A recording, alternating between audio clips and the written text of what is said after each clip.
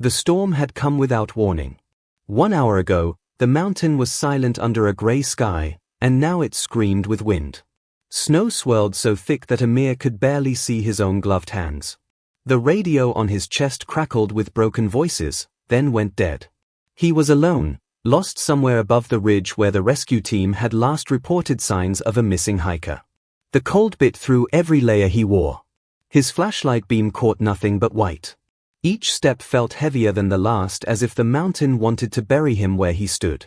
He tried to remember the path they had marked earlier, the orange flags fluttering in the snow, but the wind had torn them away. Now there was only the roar of the blizzard and the endless white. His breath came out in sharp bursts. He checked his compass. It spun wildly.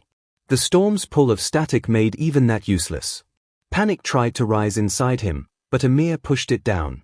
He had trained for this. Stay calm, find shelter, conserve heat. But even as he repeated those words, his fingers were turning numb. He stumbled over a rock half buried in the snow and went down hard. The fall knocked the air from his lungs. For a moment he just lay there, gasping, staring up at a sky he could no longer see. Everything was white, a world erased. His heartbeat slowed. The idea of sleep crept into his mind, just for a moment, just to rest. But then, through the howl of the storm, he heard something move. A deep crunch. Slow. Heavy. Amir blinked the snow from his lashes. A shape was moving toward him, tall and wide, more shadow than human. His heart leapt. "Hey!" he shouted, though his voice was weak and torn by the wind. "I'm here!" No answer came. The figure kept moving. It didn't walk like a person. It moved with weight, with purpose, like something older and stronger than anything he had ever seen. The shape stopped only a few steps away. Amir's light flickered and caught a glimpse of skin, pale, thick, covered in frost and tangled hair that hung down like moss. Then 2 eyes glowed in the beam, reflecting amber like fire caught in ice. He tried to reach for his flare gun, but his hands wouldn't work. The cold had frozen his grip. The figure crouched. A smell of earth and smoke filled the air. It reached for him. Its hand, massive, rough, and warm, closed around his arm. Amir tried to pull back, but he had no strength left. The creature lifted him as if he weighed nothing. He wanted to scream, but the world was already fading. The last thing he saw before blacking out was the giant shape dragging him through the snow, the storm closing behind them like a curtain. When Amir woke again, there was warmth. Not soft warmth from a blanket or fire, but deep, thick warmth that came from stone and air. He blinked slowly. A faint orange glow lit the cave walls. He was lying on a bed of dry moss, wrapped in a thick hide. His jacket had been removed, his boots placed near a flat rock where a small fire burned low. For a moment he thought he had been rescued. But then he saw her. She sat across the fire, her back turned to him. She was huge, at least 12 feet tall, shoulders broad as a doorway, hair wild and long. Her skin was marked with pale scars and strange patterns, like lines carved by time itself. Amir froze. The woman, no, the creature, was humming softly, a sound deep and rough but almost gentle. She was stirring something in a stone bowl, melting snow with glowing coals. When she turned, their eyes met. Her face was human but ancient, her gaze sharp yet calm. She looked at him not with hunger or anger, but with the steady watch of someone protecting something fragile. Amir tried to speak. "Who are you?" His voice cracked from thirst. She tilted her head as if listening. Then she made a sound, low and short, like Lura. She pointed at herself, then at him. Her lips shaped the word again. "Lura." He swallowed hard. "Lura," he whispered. She nodded once and pushed the bowl toward him. It was warm water. Steam rose in soft curls. He hesitated, but his throat burned too much. He drank. Outside, the wind still howled, but here inside the cave, there was peace, a strange, heavy peace that made Amir's heart beat slow and uncertain. He looked around the cave. Bones lay stacked in the corners, animal bones mostly, maybe deer, maybe goat. He saw carvings scratched into the rock walls, symbols, spirals, handprints. Some looked fresh. Others were buried under soot and age. Lura moved closer. Amir stiffened, but she only took his frozen hand and rubbed it between hers. Her palms were rough but warm, her strength careful. Slowly, feeling returned to his fingers, painful but alive. Then, from deeper inside the cave, another sound came. Heavy, slow, like something breathing in the dark. Amir froze again. Lura's eyes shifted toward the tunnel, her body tense. She rose, towering over him, and motioned for him to stay quiet. The breathing grew louder. Stones shifted. Amir's pulse raced. Whatever was coming was large, too large. Lura stepped between him and the sound, her massive frame blocking the firelight. Her shoulders squared, and she picked up a club made from a gnarled root. The flicker of flame caught in her hair. Amir pressed back against the wall, every instinct screaming to run, but there was nowhere to go. The sound in the darkness grew into a low, rumbling growl. Then everything went silent again, completely, painfully silent. Lura turned her head slightly, her eyes glowing faint in the dim. She raised a hand, warning him not to move. Amir's breath caught in his chest. The air felt thick, the fire dimmed. Something unseen was in the cave with them.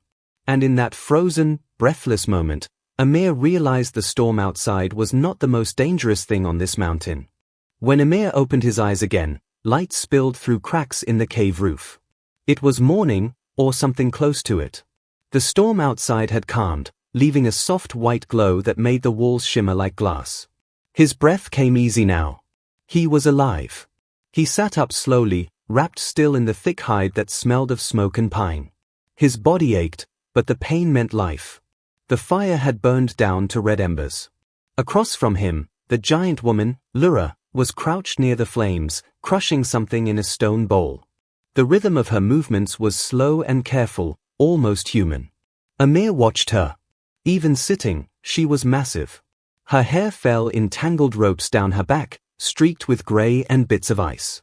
Her skin was pale with a bluish tint from the cold, marked with faint scars like roads across a map. She was both terrifying and oddly calm. When she noticed him awake, she gave a short grunt, not unkind. She scooped snow into the bowl and held it near the fire until it turned to water. Then she dipped her hand in, pulled out a dark paste, and moved toward him. Amir tensed, but she pointed to his hands and legs. The skin there was raw and blistered from frostbite. He let her work. The paste stung, but warmth followed. She rubbed it gently, humming a strange tune that rose and fell like mountain wind. Amir stared at her hands. They were rough, calloused, but precise. Whoever, or whatever, she was, she had done this before. He tried to speak. "You saved me." Lura tilted her head. Words seemed to puzzle her. She made a low sound in her throat, then pointed toward the cave entrance, where faint daylight pulsed through drifting snow. "Cold," she said, voice heavy and broken, "kill." Amir blinked. Her voice was deep, old, shaped by years of silence. "Yes," he said softly. "Cold kills." Lura gave a small nod, satisfied, and went back to mixing her herbs. Amir's eyes drifted to the walls. Symbols covered them, lines, spirals, figures. Some looked like animals. Others like people. He moved closer, tracing one with his finger. The drawing showed a tall figure standing beside smaller ones, all surrounded by waves and snowflakes. Beneath it were strange shapes that almost looked like letters, but older, like a forgotten language. He felt a shiver, not from cold, but from something deeper. Whoever made these drawings had lived here long before him. Maybe even before anyone knew this mountain existed. "Lura," he said carefully, pointing to the wall. "You." She looked up, then gave a small nod. She pointed at one figure, a tall one with long hair, and then at herself. Her face was unreadable. "You made this?" Amir asked. She didn't answer, only placed her hand flat on the stone. Her palm matched perfectly with the handprint carved into it. He noticed something else. The stone was warm where she touched it. Before he could ask more, a gust of wind howled outside. The fire flickered. Lura stood immediately, her head turning toward the sound. Amir could feel the shift in her energy, alert, protective. He rose unsteadily, holding to the wall. "What is it?" She didn't answer. She stepped toward the cave mouth, ducking slightly under the arch. The outside light flashed off her skin like silver. Amir followed her to the edge but stayed back. Outside stretched a world buried in white. Snow dunes rolled down the valley. The storm had left no tracks, no paths, only silence. Lyra raised her head and sniffed the air. Her body tensed. She grunted something low, a sound like warning. Then, from somewhere distant, came a faint cracking sound. It echoed off the cliffs. Amir looked around, heart racing. Lyra turned to him sharply and gestured for him to move back into the cave. Her voice came short and hard. "Stay!" He obeyed. She disappeared into the light, moving with long strides that broke through the snow as if it was soft dust. Amir waited, listening. Minutes passed. Only the wind spoke. He looked again at the fire, at the marks on the walls. Near the drawings was a small pile of objects, old and strange. Bones carved into tools. Feathers. Stones shaped like faces. And at the center, something that made his heart stop, a metal bottle cap. He picked it up. The words were faded but still readable, Everspring Water. A modern brand. "What?" he whispered. The cap was cold in his palm. How could something like this be here? Footsteps crunched behind him. Lyra returned, carrying a dead rabbit in one hand and snow dust clinging to her hair. She saw the cap in his fingers and froze. Her eyes darkened. She stepped closer, took the cap gently, and studied it. Then she tucked it into a leather pouch around her waist. Her expression changed, something between sadness and memory.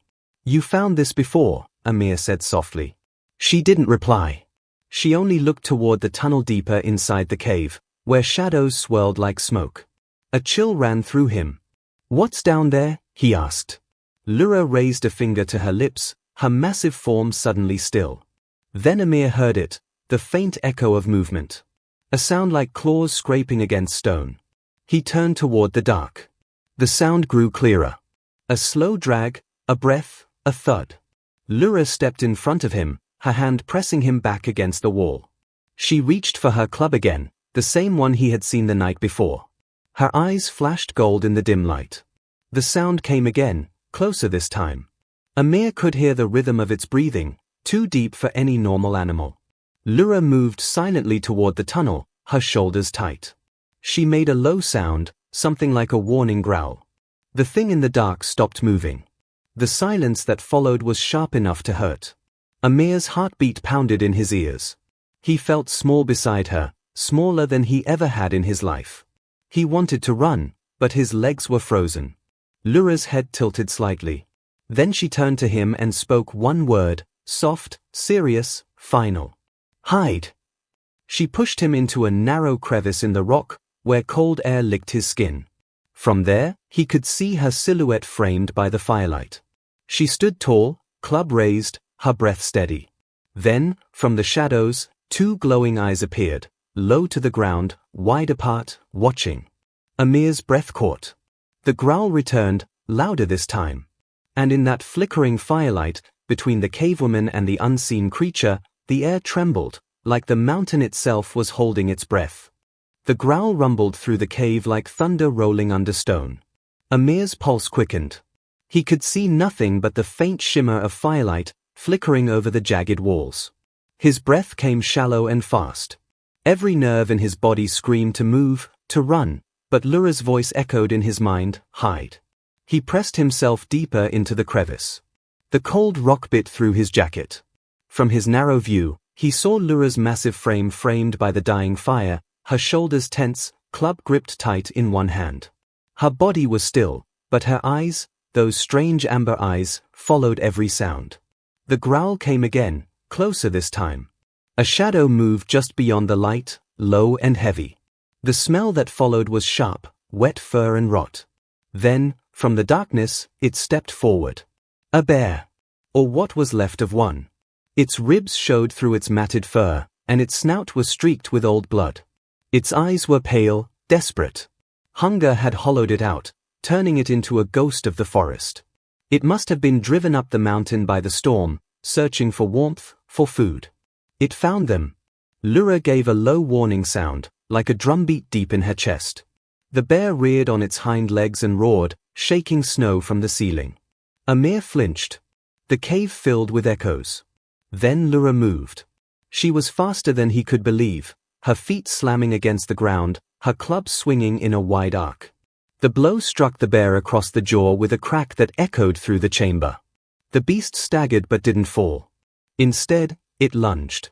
Amir watched in horror as they clashed, two forces of nature colliding. Lura swung again, her club meeting bone and fur, while the bear's claws tore through the air. Sparks from the fire scattered like stars. He wanted to help. He had to. But his body felt useless, weak. His hands searched his jacket pockets until he found something, a small emergency flare. He pulled it free, fumbling with numb fingers. The metal was cold as ice. Lura grunted as the bear's paw grazed her shoulder, leaving a trail of blood. She struck again, roaring back at the beast. The sound was raw, full of fury and pain. Amir pulled the cap from the flare and slammed it against the rock. A burst of red light exploded into the cave, flooding everything with a crimson glow. The bear froze, blinded. It swung its head wildly, snarling. Lura seized the moment. She drove her club into the beast's chest with both hands. The bear let out one last roar and stumbled backward into the shadows. The red light flashed against its fur as it turned and bolted toward the cave mouth, disappearing into the white outside. Silence fell again, broken only by the hiss of melting snow and Amir's ragged breathing. The flare still burned bright, painting the walls in shades of blood and fire. Lura stood panting, her chest rising and falling like a storm tide. The cut on her shoulder dripped thick, dark blood. Amir crawled out from his hiding place and ran to her side. "Are you hurt?" he asked, his voice shaking. Lura looked down at him, expression unreadable. She touched the wound, shrugged, and gave a sound that almost resembled a laugh. She pointed to him instead, his trembling hands, the flare still clutched between them. "You fire," she said slowly, the words heavy on her tongue. Amir nodded. "I had to. It scared it away." She nodded once, approving. Then her eyes shifted toward the deeper tunnels. Something there caught her attention. She moved toward a shadowed corner, her massive frame blocking the light. Amir followed cautiously, lifting the flare high. That was when he saw it. Half buried in the ice was a heap of broken equipment, metal, plastic, torn fabric. He crouched closer, his heart pounding. The red light glinted off a cracked helmet, a torn backpack, and a black beacon with a blinking red light. It was the same model his rescue team used. He reached for it, brushing off frost. The light flickered weakly, then died. On the strap, he saw a name written in faded ink. Nadia. His breath caught. Nadia had been his mentor, the one who trained him, the one who had gone missing in this same range 6 months ago. They had never found her body, only her broken radio. Lura placed a hand on his shoulder, stopping him. Her eyes were soft but firm. She shook her head slowly. "You," he whispered, voice trembling, "you found this." She didn't speak. Instead, she pointed at the broken gear, then at the piles of objects further back, bones, old tools, bits of metal, all carefully arranged. It hit him then. She wasn't just living here. She had been collecting things left behind by storms, by people. She was a keeper. A protector. Amir looked back at the beacon, his hands shaking. "Nadia, she was here," he murmured. "She must have." Lura reached out and touched the red scarf that was half buried beside the gear. She lifted it gently, brushed off the frost, and handed it to him. Amir took it with trembling fingers. It was Nadia's, he remembered it clearly. She always wore it on missions. A chill swept through him that had nothing to do with cold. Lura pointed again at the beacon, then at her chest. "Keep," she said softly. "Safe." Amir looked into her eyes and saw something he hadn't expected, sadness. A deep, lonely kind of sorrow. Before he could speak, a faint noise broke the silence. The beacon blinked one last time before going dark completely.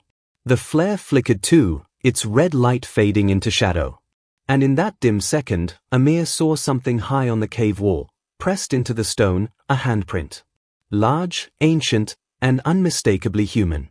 But it wasn't Lura's. It was bigger, Much bigger. The air in the cave turned cold again.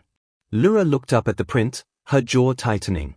She muttered a word Amir couldn't understand, a name, maybe, or a warning.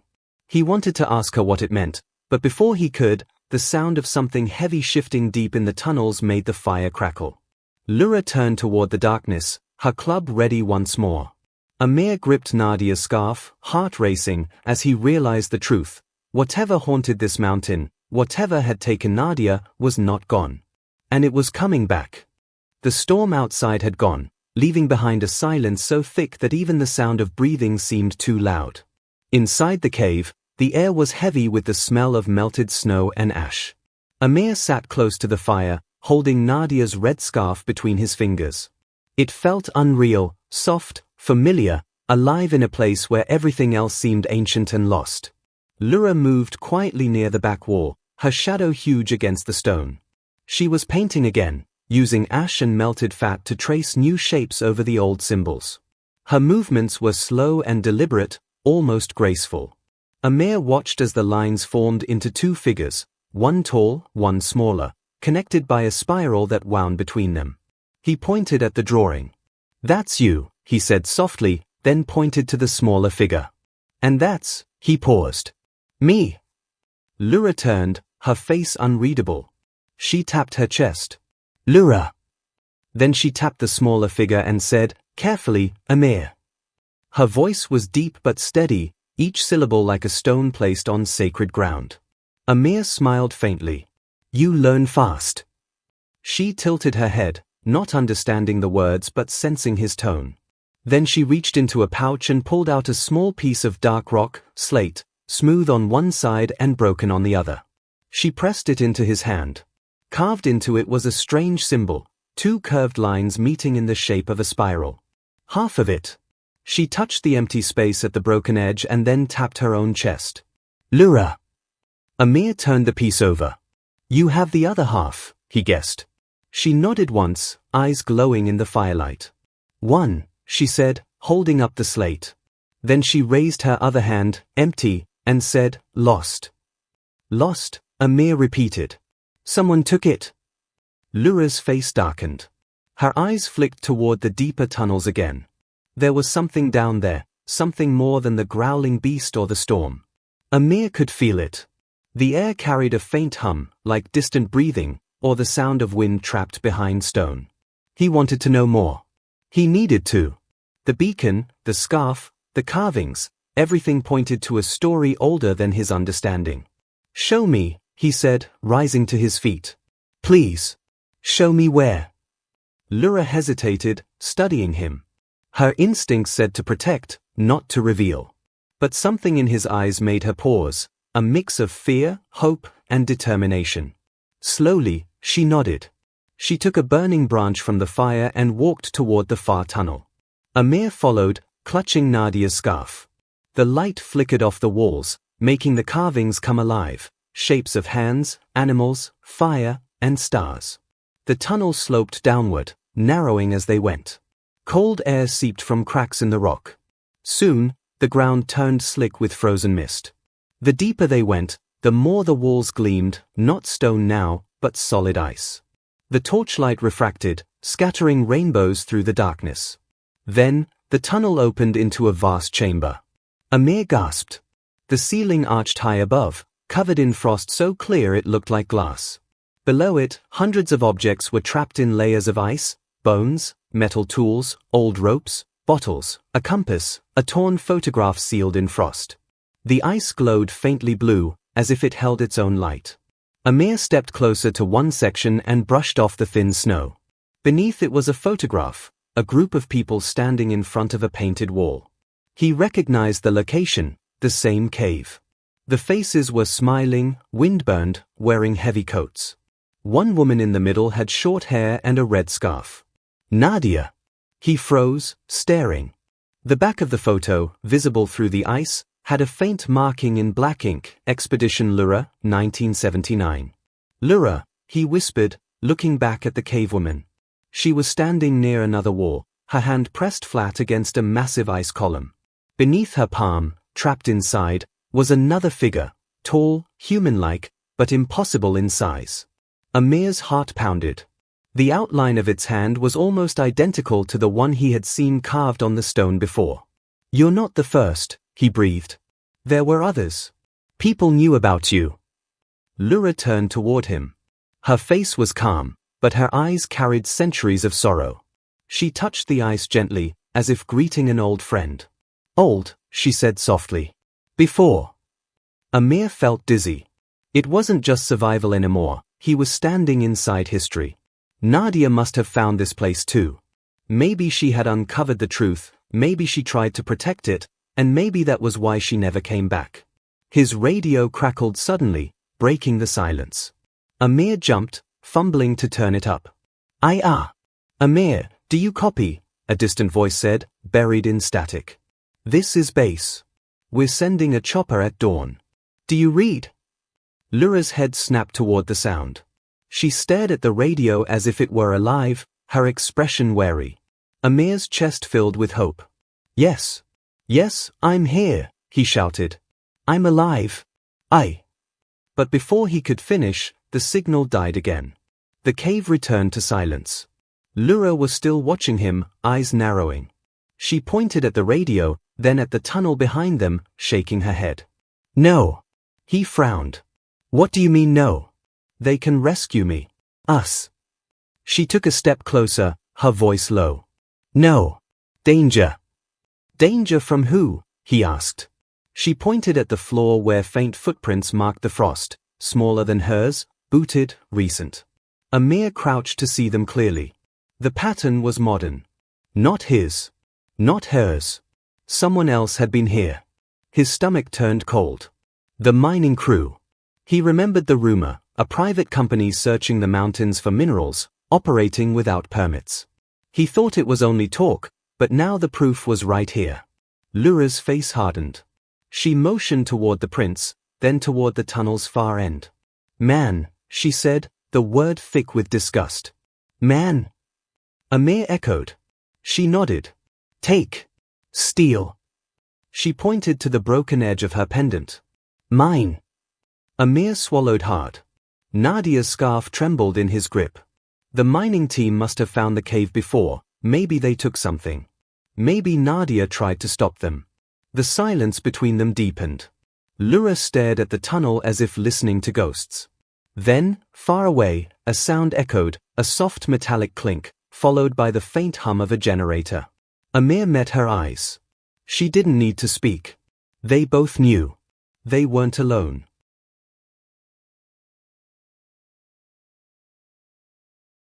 The metallic hum grew louder, vibrating through the ice under their feet.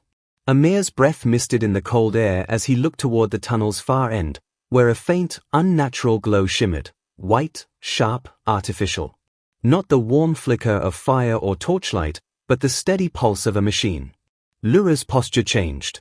Her shoulders hunched, her eyes narrowing like a wolf sensing danger. She lifted her club, every muscle drawn tight. Amir placed a hand on her arm, whispering, "Wait. Let me see." She shook her head, but he moved forward anyway, crouched low. The tunnel twisted once, twice, before opening into a wide hollow pocket of the mountain. The light came from a portable lantern, set beside a metal crate marked with faded yellow tape. Beside it lay a pile of supplies, freeze-dried food, canned beans, a half-empty thermos, and a modern knife stabbed into a rock as if to mark the spot. Someone had been living here. Recently. Lura joined him silently, her steps soundless despite her size. She scanned the area, nostrils flaring. Her eyes fixed on the knife. The handle was engraved with letters, HM. Amir's stomach tightened. "The mining team," he whispered. He remembered hearing those initials over the radio last summer, Harold Mace, the head of a private survey expedition. They were mapping ore deposits illegally across these ranges. He hadn't believed the rumors until now. Lura crouched and pulled something from a corner, another piece of dark slate, carved with the same spiral symbol as her pendant. But this one was broken clean in half, the missing piece fitting perfectly against the shard she had given Amir. She held both halves together. The lines connected, forming a full circle, unbroken, complete. But her expression wasn't relief. It was anger. Mine, she said in a voice that echoed off the walls. Then, quieter, take. Amir understood. Someone had stolen it. Someone had taken from her, maybe from her ancestors, what she had sworn to protect. He looked around and noticed more things buried under snow and debris, old cameras, melted batteries, paper maps, survey markers. It wasn't just mining equipment. It was evidence of people trying to dig where they didn't belong. Lura, he said softly, we need to know if they are still here. Before she could respond, a new sound rolled through the tunnels, a cough. Human. Amir froze. The cough came again, followed by the scrape of boots on ice. A beam of light swept across the rocks from deeper within the cavern.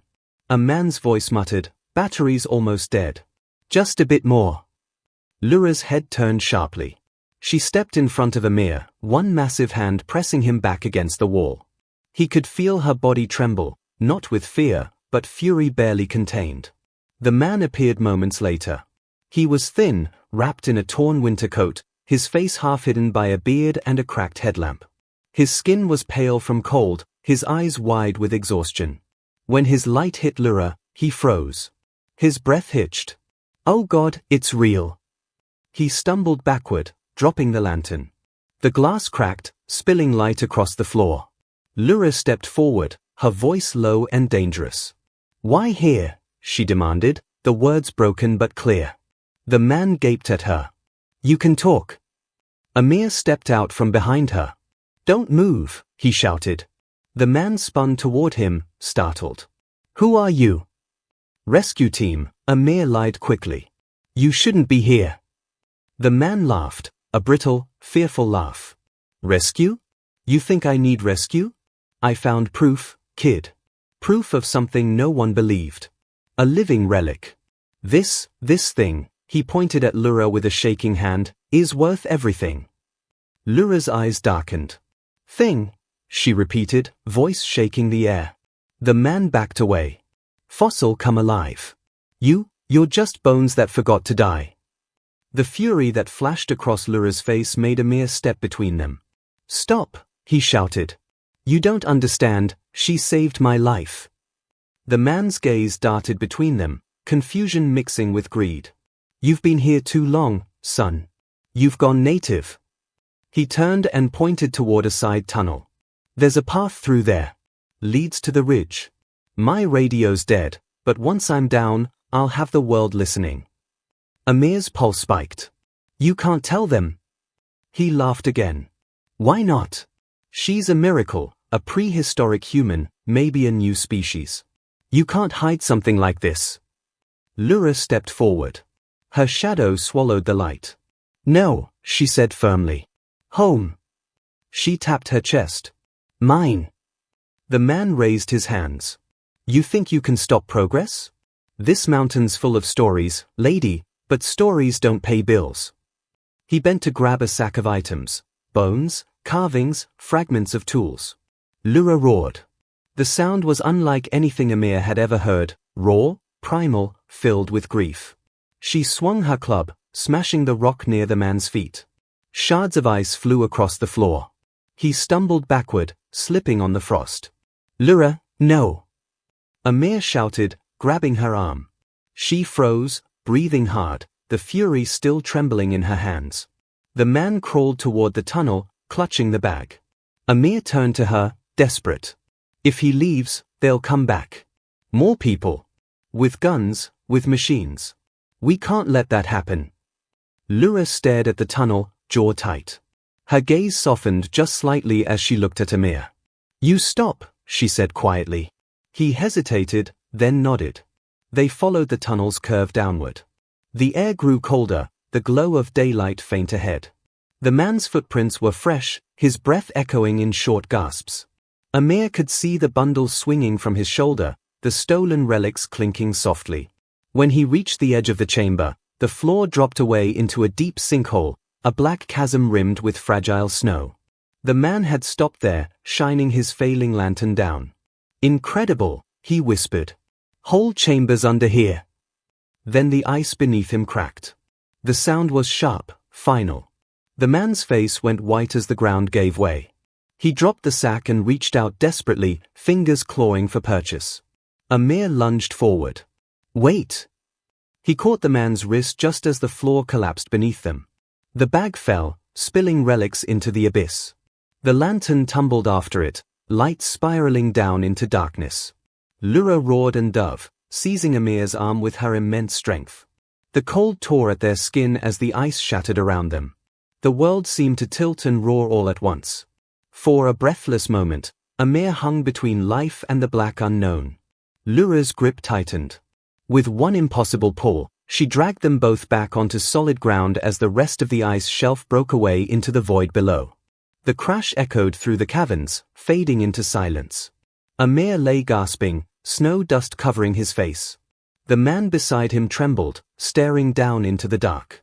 Lura stood over them, her breath heavy, eyes burning gold. Now, she said softly, truth.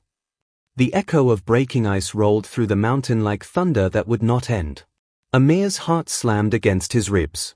His hand burned where Lura had grabbed him, her grip still firm even after pulling him away from the pit. The air smelled of dust, iron, and fear. The man lay sprawled beside them, his eyes wide with shock. His lantern was gone, swallowed by the darkness below. The abyss beneath their feet was endless, a throat of frozen night. Amir stared down and saw faint glimmers of metal and bone far beneath the ice, shining like stars under glass. Lura stood tall, her chest heaving, her face unreadable. Her voice was low and full of warning. Mountain hungry, she said, pointing to the sinkhole. Take what not yours. The man swallowed hard. His voice trembled. You, what are you? Lura didn't answer. She turned toward Amir instead, her eyes filled with something between sorrow and fury. He break, she said, nodding at the man. He take. Amir looked at the trembling man. She's right. You shouldn't have been here. The man wiped at the frost clinging to his beard. You don't understand, he gasped. My team found this place months ago. We thought it was empty. We found bones, huge bones, buried in the walls. I thought it was the discovery of a lifetime. Then one night, one of them moved. His voice cracked. It was her. Amir glanced at Lura. Her face stayed still, though her hands tightened around her club. The man kept talking, desperate now. We ran. 2 of my people never made it out. I came back. I had to prove what I saw. I thought she was gone. He let out a shaky laugh. But she's still here. Still guarding this place. She saved, Amir said, anger rising in his chest. She saved me. You came to steal. The man pointed toward Lura, his voice shaking. You think she's human? Look at her. She's a living fossil. Do you even know what this means for science? Lura took a slow step forward. Not fossil, she said, her voice deep and final. Blood. Live. The man's light flickered on his face, showing the terror in his eyes. You talk, he whispered. You talk like us. Lura's eyes glowed like molten amber. You talk like thief. Amir moved between them before she could raise her weapon. Stop, he said, his voice breaking. We need answers, not more death. The silence that followed was long and heavy. Only the sound of dripping water from the melting ice filled the air. Then, somewhere deeper in the cave, another sound echoed, slow footsteps. Amir turned sharply. The sound was steady, deliberate, human. Lura's face changed. For the first time since he'd met her, she looked uncertain. She raised her torch and stepped toward the noise. The light spilled over the walls, revealing a narrow corridor lined with paintings, fresh ones, bright with color despite the cold. Amir followed her, the man limping behind. The paintings showed tall figures with broad shoulders carrying fire through blizzards. In each scene, they guided smaller humans through the snow, protecting them from beasts and storms. One image near the end caught Amir's eye. It showed a tall figure kneeling beside a fallen man, offering him warmth. The tall figure had golden eyes. It's her, Amir whispered. She's been here for generations. Lura stopped at the final wall. She brushed off a layer of frost and revealed a carving, deep lines cut into the rock. It showed a family of giants, standing at the edge of a mountain, looking down at a valley below. But one of them was walking away, alone. Her hand trembled as she touched that lone figure. "Me," she said softly. "Last." Amir's throat tightened. "You're the last of them?" She nodded. "Others gone. Snow take. Men take."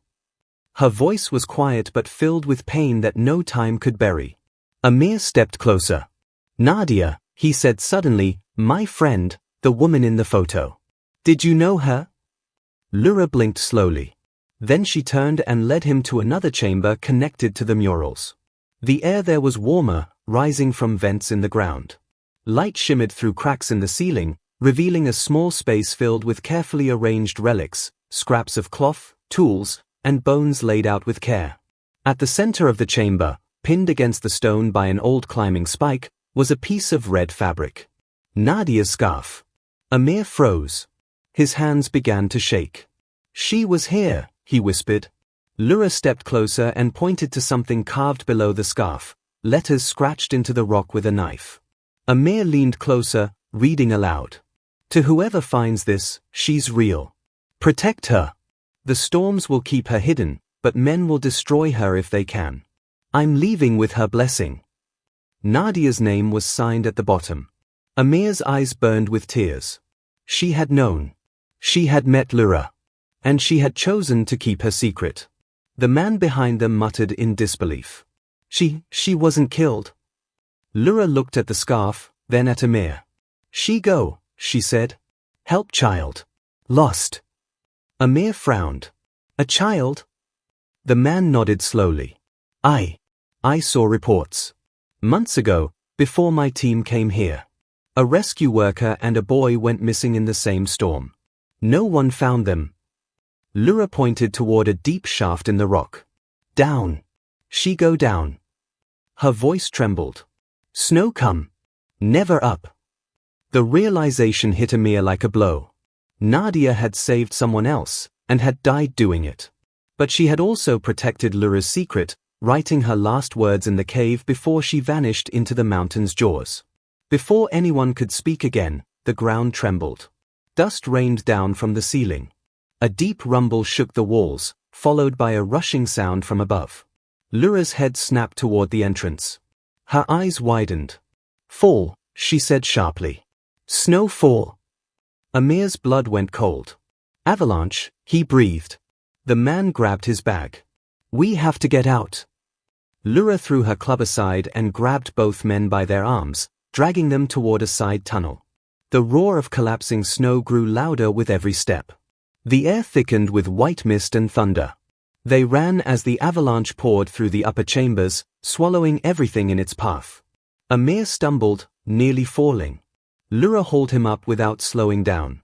The man behind them screamed as ice cracked and walls buckled. Light exploded ahead, a faint blue glow. Lyra pushed them forward. "Vent," she shouted. "Go!" The tunnel split into two. Lyra turned left, motioning for Amir to follow. The man hesitated, then bolted in the opposite direction, vanishing into the storm of snow and sound. Amir turned back just in time to see the avalanche devour the tunnel where the man had gone. Lyra's hand closed around his wrist, pulling him onward. The last thing he heard was her voice, low, fierce, and certain. "Truth stay," she said. "But only if we live."